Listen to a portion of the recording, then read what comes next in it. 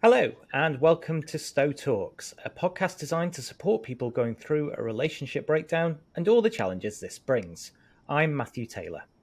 And I'm Lisa Gatchell, family lawyers at Stowe Family Law. And today we are joined by certified money coach Fanny Snaith on how best to budget solo during a cost of living crisis. So we're really pleased to have you with us today, Fanny. Can you just start perhaps by giving us a bit of background and telling us a little bit about yourself and how you got into the work that you do?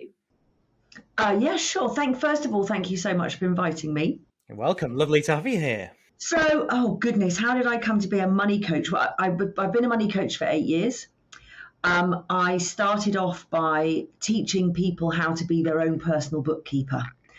I had been particularly good at managing my own money, not necessarily in a healthy way, but I was very good at the practical side of it. And I thought I could help people learn to be their own bookkeeper, basically, because I had all the tools and all that kind of stuff. So people would come to me first off, and I'd sit down with them and start teaching them about practical finance. And I've had somebody vomit. I've had a number of people visit the loo literally about every 5 minutes because they'd rather do that than actually talk to me. People gazing out of the window. I forgot that I even had somebody who felt very, very faint at one point. And I literally would look at them and go, what on earth is the matter with you? Here I am, you're paying me money to teach you how to be your own bookkeeper, do your personal finances, and you just don't want to do it. And I genuinely was puzzled as to what was wrong with these people, right? I did that in inverted commas. Anyway, there obviously was something I was missing. So I started doing a little bit of research, and I ended up heading off to the Money Coaching Institute in America to train there for a year, just about money mindset. There wasn't any practical work at all. So it was literally all about how people think and they're using their money stories, etc. And it absolutely fascinated me. There was a little problem with it in the fact that when I got there, I realized that my relationship with money was literally appalling, like terrible, because all the money that I'd accumulated over my time being so brilliant at managing my money was done through fear. So there the story began, really. And now what's really important to me is when I'm working with people is to understand their relationship with money holistically, because I know that sitting down and just teaching somebody how to manage their money doesn't work. Obviously for a few it does, but usually they will have gone off and found out how to do it before they end up in my camp.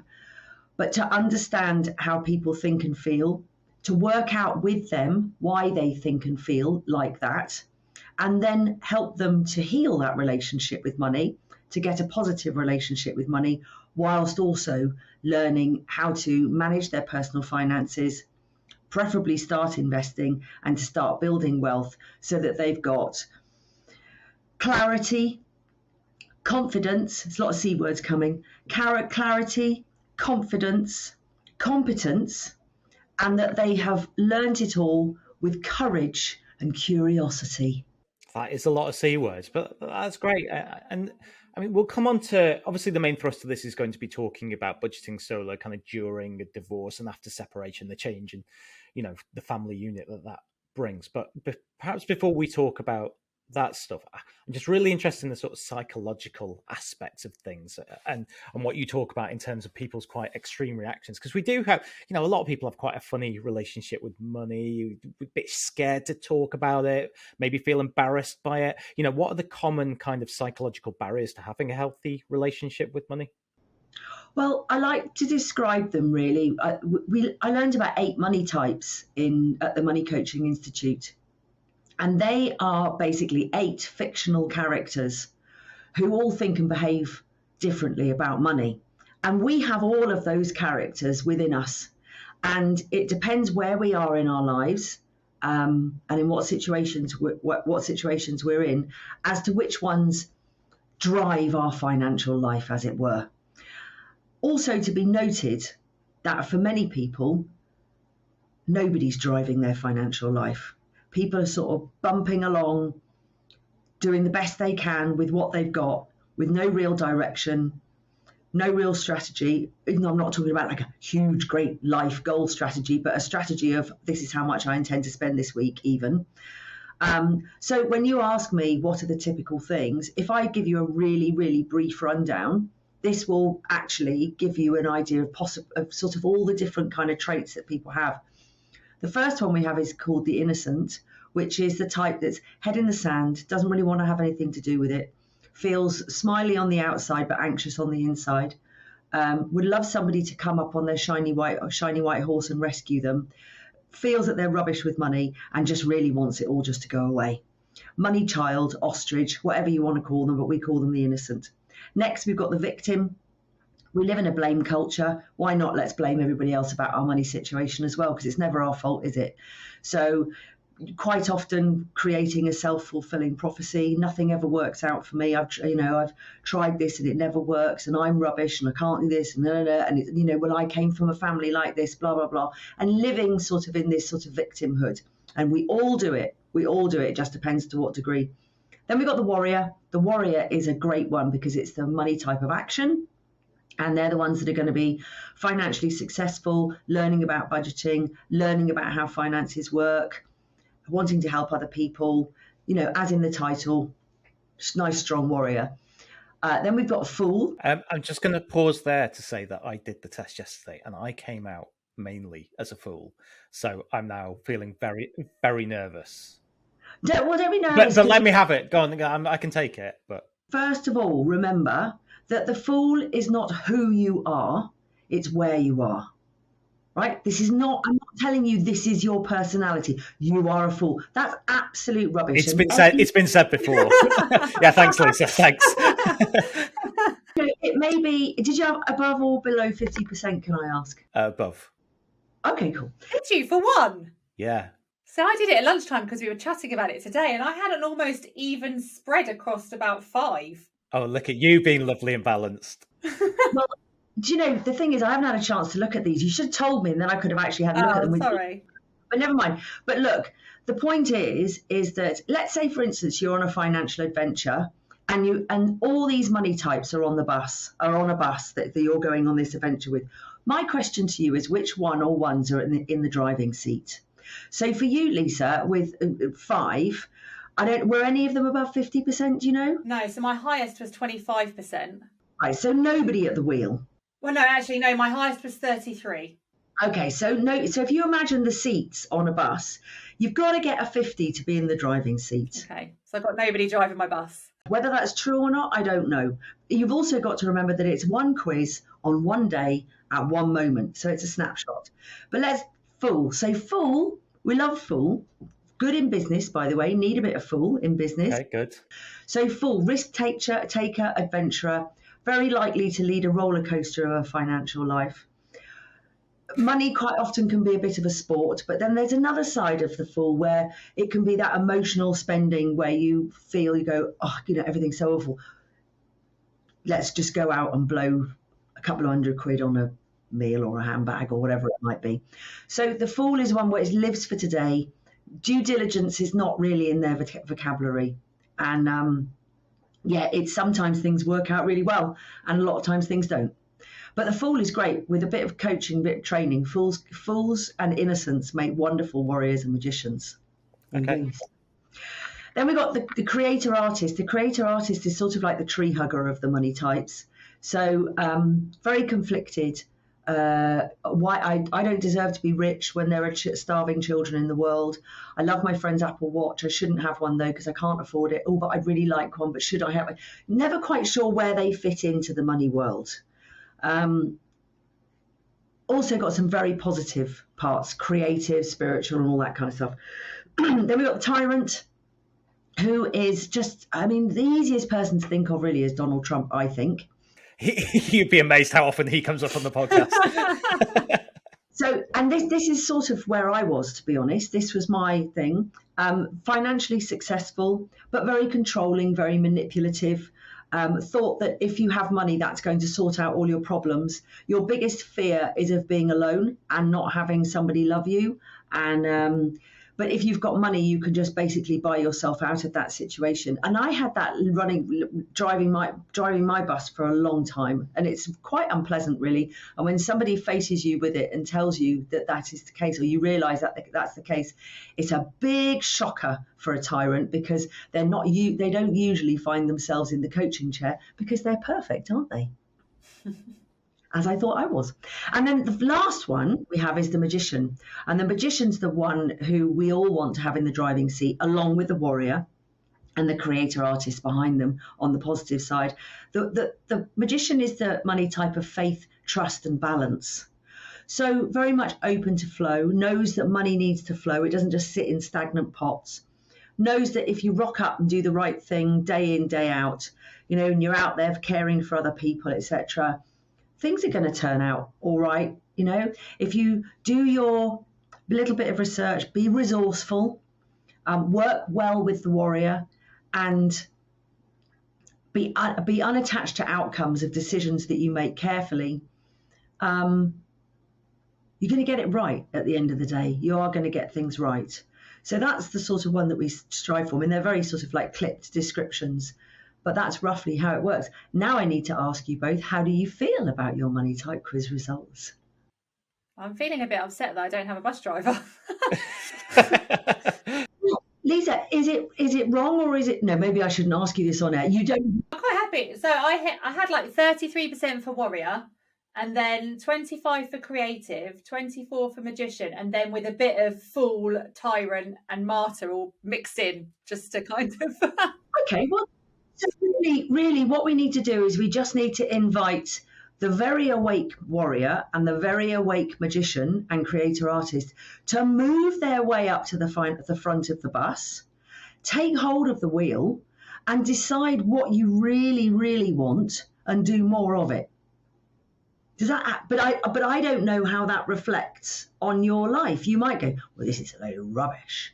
But again, I have to say, I probably thought that the tyrant would be higher, because when we were discussing it earlier and Matt had sort of given his result, I was like, I can be a bit, I have my spreadsheets, my budget's done, I know where all the money's going and on what day it's transferring and all of that type of stuff. So I guess when I see things like creator come up, I was it was a bit surprising, I suppose, for me. So what about end goal? I mean, are you building a pot? Do you want to have you got a financial destination that you'd like to get to, or are we just sort of trucking along, seeing where it takes us? Probably just trucking along. My yearly goal is to have a holiday. Well, you see, to not get into debt and to be able to go on a nice holiday. How long has that been your goal? Oh, I think I get that from my mum. She always had to have a holiday plan. So I think it's just ingrained in my system that as long as you can afford a holiday, you're doing okay. Yeah, so maybe it's time to switch it up a bit and actually just get somebody in the driver's seat and work out what next. Interesting. How do you feel, Matt? I feel all right. So I was like 70% fool and then about 30% magician. Okay. I don't think that's wrong. What we were saying in our conversation earlier. I do the planning. I do have a spreadsheet. Okay. I just never follow it.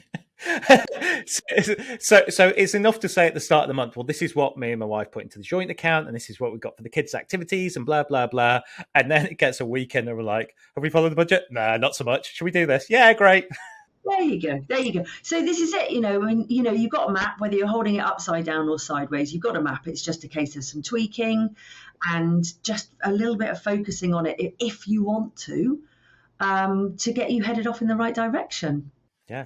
Fascinating. No, it's really helpful. It was a really interesting exercise. And just to explain for those who are listening, and do go onto Fanny's website and have a little look at it, and we'll give out the links and all that stuff. The links will be in the show description, I'm sure. But you effectively you pick some words, don't you, that you identify, with your relationship with money. Is that right? Yeah, I mean it's an if this then that kind of quiz. So you'll end up looking at a screen of words. And you think about you and your relationship to money, or how you feel about money, and you just tick the ones that you feel are that you resonate with. And some people go, well, I don't really understand what that means in the link to money. And I go, fine, then don't tick it. So the results that I get are so different from everybody. They're just honestly really, really different, and that's what I love about it. And it's a conversation starter too. And so I always offer a free 30-minute consultation with anybody. I'm always happy to offer that. And doing the money type quiz first always helps us to open up, especially with people who are maybe Stowe family law customers who have been through a divorce and are feeling quite shaky about where they are at the moment. So it's a good way to start. I guess that takes us nicely into if somebody's going through a separation, Yeah. where do they begin when it comes to budgeting?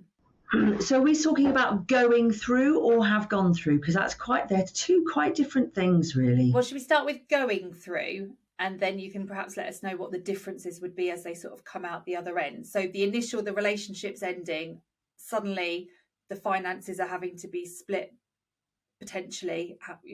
Different relationships will have different answers for that, but what should they look at? So I think one of the first things to notice is that as they've been in a relationship, there will be a dynamic between a number of different money types. So it's a very typical situation in a partnership or a marriage that one will take the warrior's role and organise all the finances. I think we know this, and the other person doesn't. And that's, I think, the first thing to become conscious and aware of is what was your role, or what is your role in the relationship at the moment when it comes to money? And do I need to think about changing it like Swifto? Which is tough because you're already feeling vulnerable.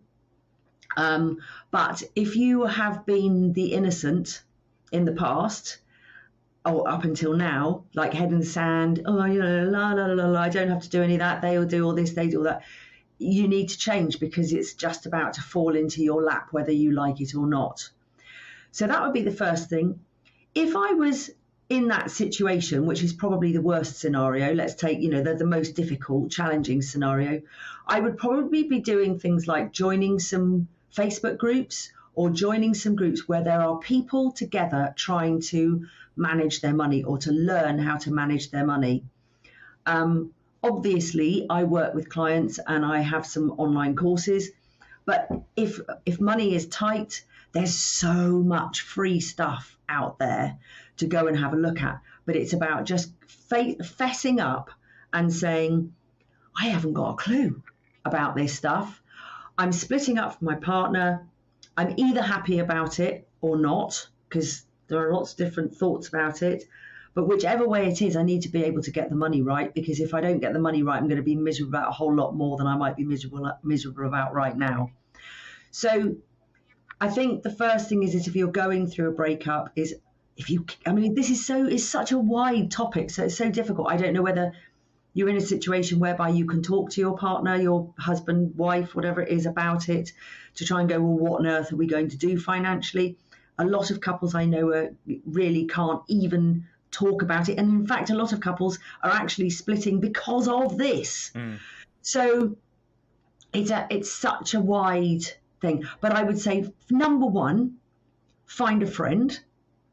And number two, be aware of what you know and what you don't know. And number three, try and say, I can learn. I mean, I've been working with somebody at the moment who has just come through a divorce, and their partner looked after all the finances and was quite controlling with it.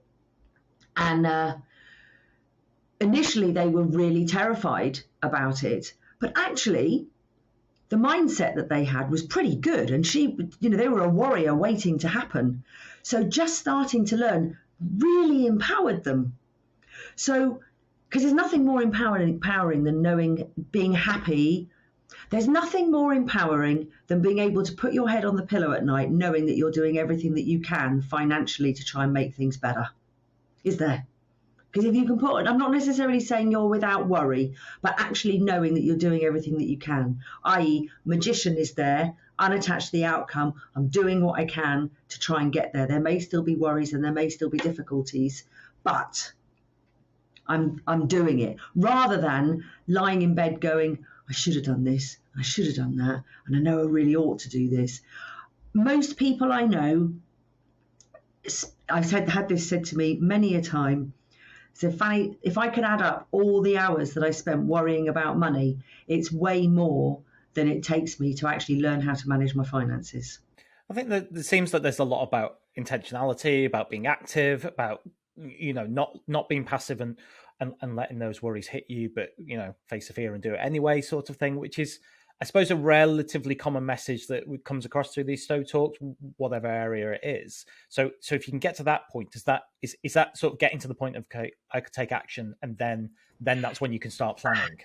I think the thing is that whenever we are trying to change, whether we are trying to become money magicians, whether we're trying to lose a bit of weight, whether we're trying to train for a marathon, or I don't know, whatever we're trying to do to try and be somebody else, we're constantly brought back to the identity that we have created for ourselves over the years. And if you have an identity which are usually statements where you go, I am, right? I am rubbish with money. I am, I'm never going to be good with money. Money doesn't grow on, and add other things to it, like money doesn't grow on trees, we can't afford it, and all that kind of stuff. So if you have an identity that is saying that I am generally a rubbish person at this or at that, you can quite often go out and read all the books that you think are going to help you. But unless you actually, again, become conscious and aware of that identity, you can read content, read all the content of the book, but is it going to fit within the context of who you think you are? This is why, millions of people have read Think and Grow Rich by Napoleon Hill and aren't. Because they're not resonating with the content. So this is why I didn't want to get too deep with this, because for somebody who is already vulnerable in a relationship, to then go and say, well, you need to go into therapy and work out who you are, it's really not wildly helpful. So I would say, as a first start, find a friend, join a group, an active group, and start playing with things. Start thinking about, how much do things cost. Just start becoming a bit more conscious and aware, and start learning about stuff and see where it takes you. For me to suddenly say, well, you need to look and see how much your council tax is, and you need to start putting money aside, and you need to start doing this, for some people will be complete overwhelm and will trigger head in the sand, can't do this, panic, anxiety, which they're possibly already suffering. So we need to be helpful here and meet people where they are. So it's being kind to yourself, but taking some kind of action, because if not, you're going to end up not feeling very happy, or even less happy than you are already. So if they've taken those steps then, and then perhaps we're 12 months, 18 months down the line, their divorce is concluded, they've got their financial settlement, so they know what finances they have now to move forward with. What do they do as far as taking control at that stage? Because I guess that's another step forward now that they can do. And so if they haven't already embarked on their financial adventure, which they may well have done by that point, if they've all of a sudden now they're solo and they feel like, right, now here I am on my own, let's get going, I would very much take on the persona of Indiana Jones and decide that you're going to go on a financial adventure. And I say Indiana Jones rather than Dora the Explorer, because there will be times, I'm sure, when you feel like you're running down a corridor with a fireball chasing you, and then there's a nest of vipers at the end that you might have to dive into. But if you go into that situation with curiosity and courage, all will be well. So then we're looking at, if you're going to go on an adventure, you need kit. So you need a map, which is your budget. I never call it a budget unless it slips out. You remember we did all those C words at the beginning? Mm-hmm. Well, think about all the B words: bank statement, boring, bothersome, burdensome. We don't do B words, budget. So we leave those behind, and we have a map. We have a money map. So a money map is literally where we plot out all our expenditure, everything, so that we give every pound a purpose. Now, the chances are, if you've gone from a 2-adult family to a 1-adult family and you've got kids, the chances are the figures aren't going to match. Or they may match for a while you get a certain amount of maintenance or whatever, or they may not match while you're paying maintenance to your partner. And that happens to most people, that we are, especially in the current times, that we're spending more than we earn. We've got more money going out than we've got coming in. So we have to look at the reality of this, and we have to then, like we do with everything, we put our warrior hat on, our warrior shield on, and our magician hat, and we go put them at the wheel, and we say, so what do we do now? What are actually the options? So my option, I've got it all mapped out, and I'm £1,000 a month too short, let's say. First of all, we do nip, tuck, snip, trim, and see what we can do. But we also got to remember that being a very vulnerable time in our lives, we don't want to go into deprivation. I mean, we could just put everybody on cabbage soup, cut all the services, not have Spotify, not have any telly and all that. But if you go into deprivation and you become really miserable, that's going to affect your mental health. And the chances are that's possibly going to affect a financial blowout, which is when Full will come out. Yeah. And off we go. Let's go and spend some money, right? Let's go book a holiday in Florida. We can't afford it. Let's put it on the credit card because we've eaten cabbage soup for a month. So it's best not to do that. But we do have decisions to make, and I use what we call the decisive hand, and I go, well, what's the options? So we've got £1,000 a month going out more than we've got coming in. Do snip, tuck, trim, but not too much. We can go into debt. We can try and earn more money. What else can we do? We can see if we can get any benefits, we can get any help from anywhere. So we literally have to work through the options with how we do it. Can we sell stuff? Do we move house? Which I know can be a really tricky one. What do we do? How do we do it? Can we rent out a room? Can we rent the driveway? Can we do, what can we do to get some extra funds in? So we try to balance the books, basically. And it's not always, of course it's not pleasant. But I think probably all of us have to do that now, don't we? This is what I'm finding more and more with even, middle to higher income families, that the figures, everyone's getting a bit tight. I was going to ask about that. Obviously, the current kind of financial situation and cost of living, and there's been rampant inflation, and so it's a time when a lot of people feel in the squeeze. Very few people are unaffected by it. So it strikes me that there's also something about it's going to change over time, isn't it? And I think a really good example is so myself and Lisa have both got kids, not together, I hasten to add, and we have both been through the time of, oh my God, cost of childcare. So you get these points in life when you are where things change a bit. How do you find that, do you see certain points in life where you get clients coming to you and going, oh, this is really tricky? Obviously, we're talking about divorce, but at other times, are you finding that kind of that over the past year as being a point in life for kind of everyone where they're saying, Eek, I need some help with this? Yeah, absolutely. Well, I mean, even on a real basic level, energy bills has been one. Mortgage. I mean, I've got to do a remortgage next year, and it's going to be awful if things carry on as they are now. But if significant dates are coming up, so we need to see what's going to happen in April with the energy bills. I think the government have decided now to keep on with with a bit of help, but we need to just keep an eye on that. And it sounds silly, it sounds ridiculous, but it's quite interesting actually.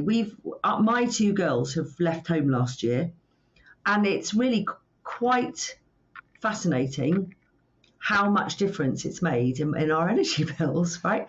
But we do silly things now, like I don't wash up during the day at all. I don't because we have a combi boiler. So I don't put on the boiler during the day at all. I just use cold water, and then we do the washing up by hand once a day at night time. And it makes a huge amount of, it makes a bit of difference. The problem that we've got now is that the cost of living has gone up so much that, eating half a bowl of cornflakes instead of a whole bowl of cornflakes really just isn't going to make much of a dent in things. Collectively, we can do some things, but it is very difficult. So mortgage, when you have to redo your mortgage, that's like probably one of the biggest things at the moment. Kids, when you have kids that are going into childcare, going back to work is a huge thing because childcare is so expensive. Children going to university. I've got my head in my hands now of people that are listening and not watching, because I got tripped up with this with my daughter going to uni last year. I hadn't planned for it properly. I never in a million years thought she'd go to university. Nobody from our family goes to university. But she decided to go read law as well. Got you lot to thank. What a terrible idea that is. Honestly, right? But the whole thing over student grants and the maintenance loans, I mean, it's just huge. I really wish that I'd genned up on it earlier. So that's another part in someone's life. You know, are you going to make the decision to send your children to private school is another one. And if you've got one child and you decide you want to send them to private school, are you going to be able to send all of them to private school? Are they all going to go to the same school? What's going to happen if you can't afford to pay for all of them? What happens if you get a bursary for one but you don't get it for another? All these questions come up, and the biggest solution, the best solution is to find your warrior and your magician and approach every single one of those situations with your eyes wide open and plan forward. Lisa, let me ask you a question. When you have your holiday every year, when do you book it? Oh, like a year in advance, because we basically get back and we book the next one. And do you generally go to the same place? No. So every time you're going to a different place? Yeah. So when you come home, you have to research, where am I going to go? It's my favourite thing to do. Right. So just it's your favourite thing to do and you love it and you do it. And how much time would you say you spend on finding and booking where you're going to go? Are my bosses listening to this right now? Way too much, because I'll do it. Yeah, I'll keep revisiting because I'm a bit of a planner. So I'll keep revisiting. It's a bit like when you're looking for things like car insurance as well. And you kind of go to all the different comparison websites. I'll do the same with holidays. Can you imagine if you put the same oomph into planning and plotting your financial life as you did your holiday? But the thing is for some reason we tell ourselves that we don't want to because it's awkward. It's big and scary though, isn't it? It is. It's big and scary. Yeah, people are frightened of the answer. Yeah. But the thing is that people are frightened of the answer. But the thing is, yes, they're frightened of the answer. But I think that, this is really interesting because I don't know about you, but every time I turn the light on or every time I get an electricity or a gas bill, I'm actually really grateful because I can't believe that I have this amazing stuff that comes into my house. Yes, it's expensive, but if you think about when you're booking a holiday, you're very happy to go and spend a few grand on a holiday for X number of days. Yeah. But if my car broke down and I had to spend the same amount of money getting it fixed, I'd be furious. Exactly. Even though I use it every day. And it's funny because my husband used to be a plumber heating engineer. He's changed career now. He's a full-time climbing instructor, which is much more fun. But he used to say, the trouble with my job, Fan, is that nobody ever really wants me in their house. Oh, we have that problem, don't we, Matt? Nobody ever wants to come and see us. We're the ultimate distress purchase. So, yeah, absolutely. No one ever, and justifiably, no one ever wants to pay a divorce lawyer. Exactly. But the thing is, I think if we were, I don't mean to sound patronising because I know that people are in a very difficult situation and I meet lots of people in a very difficult situation. But it's funny how we put that I don't want to pay. That's a bill, right? It's not, it's a receipt of goods already received, right? You've received light, water, somebody to come and fix your car on a cold morning when you didn't know what to do and somebody's gone off and trained and done all these things. I think just how we view things, and like if we were to approach our money lives in that way, I think things would be very different for a lot of people. Do you find a lot of issue as well is the whole kind of keeping up with the Joneses? So Yeah. depending on who you hang around with, your neighbours, or they just got a new car, I need a new car, or they've just had their windows replaced, I need to get my windows replaced. You know what though? There's a rumour about those Joneses. Have you heard of it? Well, we see a lot of financial information, and my argument would be a lot of it's on credit most of the time. The Joneses are broke. Yeah. And the thing is comparing ourselves to others, which is essentially what we're doing, says a message to ourselves that we're not happy with who we are, and that we need to be better. Therefore, it's another space of never enoughness. So I've never got enough money. I've never got enough time. I've never got enough of what they've got. I've never get enough sleep. I never get enough of, I don't know, all this stuff. It's living in constant scarcity. It's constantly living without a constant space of never enoughness. And also within the self. And I know this because I lived like this. I lived like that for years. That was the horror. But I was collecting money whilst I did it. So even though everything else was in scarcity, I was hoarding money. Horrible place to be. But if we were able to just think sometimes, look what I've got rather than what I haven't got. And I don't know about you, but I think there's so many people now just trying to get rid of stuff. There is stuff, buying stuff that we don't need. So I can give you some really lovely vanilla answers of what to do when you're on your own. Go and make sure you go with the cheapest energy provider, even though they're all the same right now. If you're leasing a car, it's probably not the most expensive, but the most efficient way to do it. £300 a month for 4 years, that's going to cost you £14,400. What have you got at the end of it? Nothing. Whereas if you actually were able to take out a loan or do something right now, you could buy a car for this, or even trade in your own, and then you could pay yourself back the £300 a month that you're promising.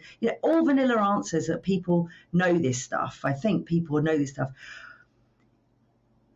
And go get own brand stuff at the supermarket. But honestly, I would say to people, up level think, take the helicopter view and go, I'm in a situation, I'm in a jam, or I'm possibly in a jam. What do I do now to get this right? So I just need to plan, plot, decide to go on an adventure, be the person, or learn to be the person that can do this, put my warrior boots on and my magician hat, and actually meet this head on. And I tell you something, right? Sorry, I'm getting a bit emotional now. My mum was married and divorced 3 times by the time I was 12, right? And I came from a pretty wealthy family. So much so that when my mum was on her second husband, which wasn't a particularly nice marriage, she decided to pack me and my sister off to boarding school, where we went with uber rich people. She was a big spender, mum. And her third marriage was to her bank manager, who a year into the wedding was blackmailed and gave all our money away, literally all of our money away. So I came out of boarding school really swiftly and joined the free school meals queue at the local comprehensive. And my mum, after having everything paid for the whole of her life, she wasn't parented. Her mum died when she was 6 months old. She went, what the hell am I going to do now? What am I going to do? She's on her own again, 3 girls to look after. And she set up her own business. She set up her own business delivering sandwiches to industrial estates. And every day we made sandwiches, we bought the things, we did this, and she just met it head on. And much as I can say about my mum being pretty useless when it came to marriages and men, I have to hand it to her for bringing herself through.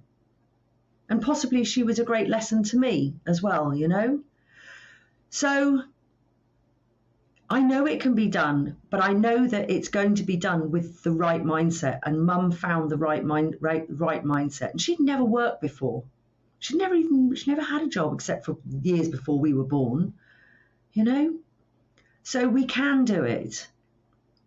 And there's lots of help out there. It's knowing to ask for that help And otherwise I go back to finding a buddy. Anyway, did I go off topic? Because we were looking at moments, weren't we? Significant moments. No, not at all. I mean, that's fascinating, and I think it's a really interesting example of, and a very impressive example of how someone, your mum, can get herself in a situation, and anyone can get themselves in a situation. It doesn't take much at all, and then find a way to get yourself out of the situation by, standing on your own 2 feet, by doing the work, by taking the positive, active decisions. And it comes back to mindset. It would be very easy after such a horrific experience to be just completely defeated by that, and I think a lot of people would be. So, I think that's really valuable for people to hear.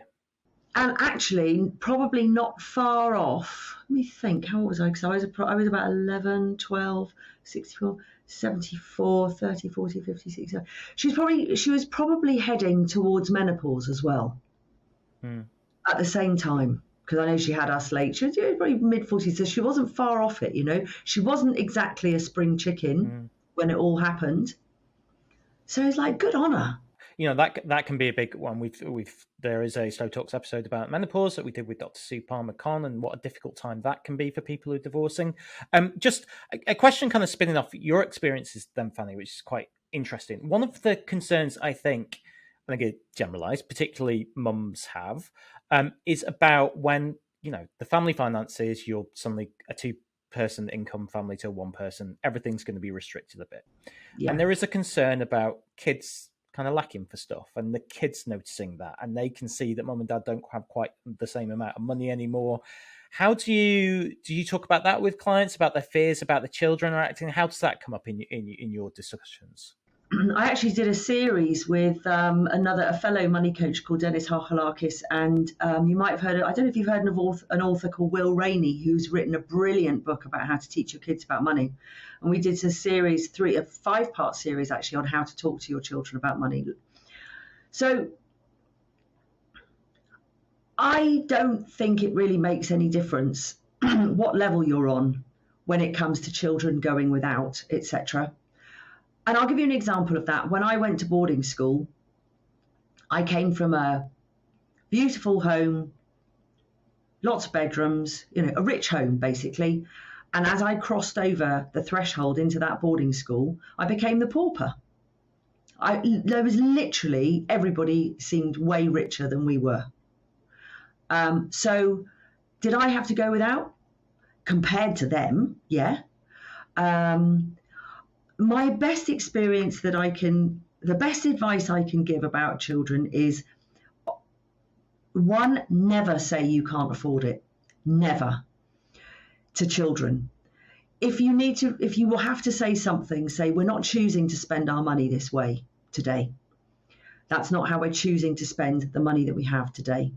Because if you start planting that seed into your children's brains, and we can't afford it, you're going to go through probably exactly the same as what many of us went through. And we're going to end up with that kind of mindset as adults. The next thing I would say is, whenever you go shopping and when you've got to do things, is involve the children in it. Involve the children. So from a very young age, and I know it's difficult when you live in cities and supermarkets are busy and all that kind of stuff. And I'm very privileged to live in quiet Cheltenham, where you go to a supermarket on a Monday morning, there's hardly anybody there. But when you're going to the shopping, involve the children. Tell them, get them to look at different beans and decide which ones they're going to go. They understand way more than we think they do. And I would get them involved as soon as possible. I mean, I probably got both my children involved at about 3, I think.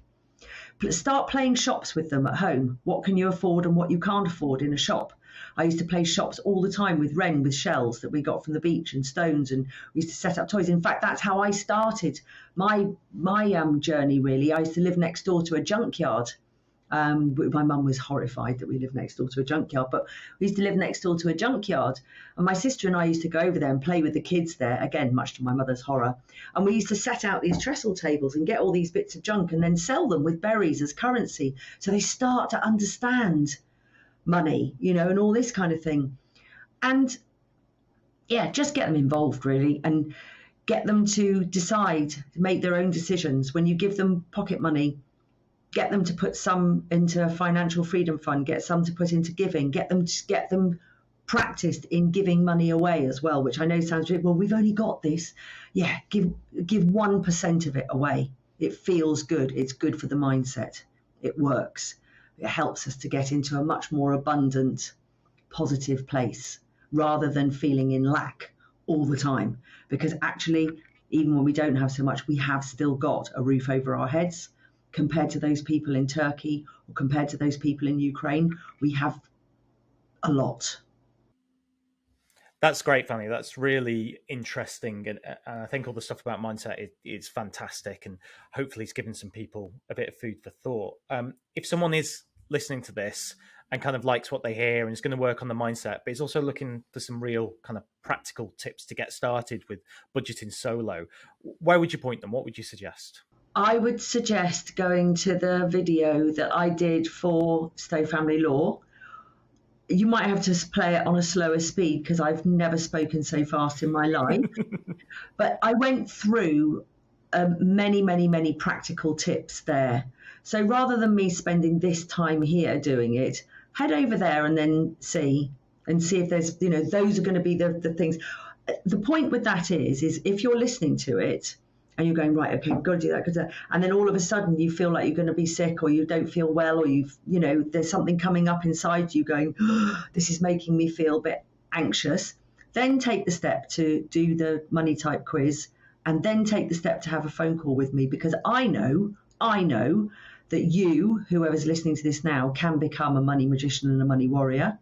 You just need pointing in the right direction, being able to find your boots and find your hat, and be sending on your way, because we have faith in you, and once you've found the faith in yourself, that's when the magic happens. Oh, that's brilliant. Thank you so much for joining us. There was loads of really useful information there. So that's it for this episode of Stowe Talks. Thanks for listening. You can find out more about the work that Fanny does at www.fannysnaith.com. If you would like more information on our podcasts, head over to stowtalks.co.uk and please rate, like, share and review this podcast where you can.